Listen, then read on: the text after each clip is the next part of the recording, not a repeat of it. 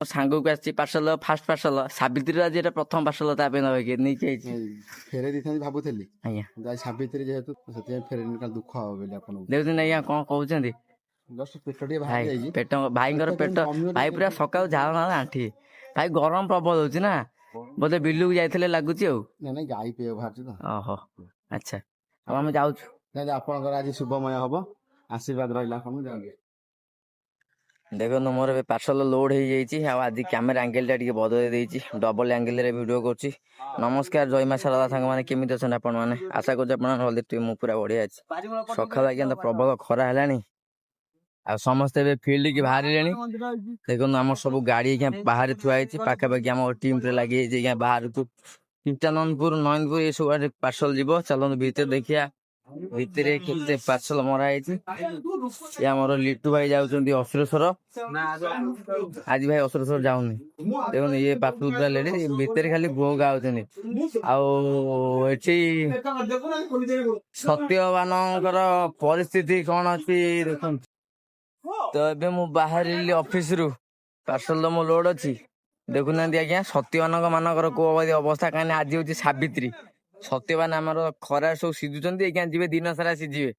ବଡାପା ଆମର ଭାରି ପଳେଇଗଲେ ତଳ କୁସୁମା, ଏମିତି ସବୁ ଘଟଣା। ଆଉ ପଚାରିବା ଆରେ ଲୋଡ କେତେ ଅଛି? ଆରେ ଲୋଡ କେତେ ଅଛି? କମ ଅଛି। ମୋର ଆଜି 40ଟା ଅଛି, ତମର କେତେଟା ଅଛି? ଆ କମ ମାନେ 60ଟା, ଆଉ 20ଟା କମିଯାଇଛି ତମର। ଆଉ ଏଇ ହିସାବ ଆଜ୍ଞା ମୁଁ ଟିକେ ବୁଝିପାରିଲିନି।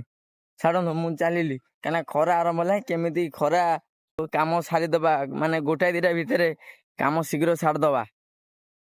ମଲେଇ ଭାଇ ବାହାରିଲି, ମଲେଇ ଭାଇ ପୁରା ଖରା ତମ ଖରାରେ ଯାଉଛନ୍ତି। ଏବେ ଦେଖନ୍ତୁ ମୁଁ ଅଫିସରୁ ବାହାରି ଆସିଛି, ଆଉ ଆଜି ଅଛି ସେମ୍ ଏଇ କୋରୁଆ ଠାରୁ, କୋରୁଆ ହାଇସ୍କୁଲ ଛକରୁ ନରେନ୍ଦ୍ରପୁର ସେକ୍ସନ ବଜାର ପର୍ଯ୍ୟନ୍ତ ଅଛି ଆଜି ପାର୍ସଲ। ମଧୁ, ଗଡିଜଙ୍ଗ, ନରେନ୍ଦ୍ରପୁର, ଅସରପଡା ଏଇ ସବୁ ଦେଇକି ପାର୍ସଲ ଯିବେ। ଆଉ ରାସ୍ତା କାମ ତ ଦେଖୁଛନ୍ତି। ଭାଇ ଆମର ଗାଡିଟା କଣ ଭାଇ କଣ ହେଲା? ଭାଇ ଆମର ଭୁଲରେ ମୋବାଇଲ ଛାଡି ଦେଇଛନ୍ତି ଅଫିସରେ, କହୁଛନ୍ତି ମୋବାଇଲ ଆଣିବା ପାଇଁ। ମୁଁ କିଛି ଭୁଲରେ ଛାଡିଦେନି ତ, କାହିଁକିନା ଆଜ୍ଞା ଜିନିଷ କଣ ନା ବ୍ୟସ୍ତରେ ରହିଲା ବେଳକୁ ମାନେ ଶହ ପାର୍ସଲ ସବୁ ପିଲା ଆମର ନେଇକି ଯାଉଛନ୍ତି। ତାରି ଭିତରେ କିଏ କୋଉଠି ଭୁଲ ବାହାରିଲେ କଣ ଆଜ୍ଞା ଛାଡି ଛୁଡି ଦେଇ ପଳେଇ ଯାଉଛି, ଜାଣି ହଉନି। ଏମିତି ସବୁ ଘଟଣା। ଚାଲନ୍ତୁ ଆଗକୁ ଯିବା। ଅର୍ଜୁନପୁର ପେଟ୍ରୋଲ ଟାଙ୍କି ବନ୍ଦ, ପାଖାପାଖି ଦଉନାହାନ୍ତି। ଆଉ ଲୋକ ଠିଆ ହେଇଛନ୍ତି ବୋତଲ ଧରିକି, ବନ୍ଦ ଅଛି, ଆସିବେ ଖୋଲିବେ କଣ ହବ। ଆଉ ଏନା କାଲି ପୁରା ଭିଡ ହେଇଥିଲା ଗୋଟେ ଦିନ, ଏପର୍ଯ୍ୟନ୍ତ ଖୋଲା ହେଇନି, ଖୋଲା ହବ। ଆଉ କିଏ ଆସିଲେନି ଖୋଲିକି ଦେବେ, ଦେଇନାହାନ୍ତି ଜିନିଷ।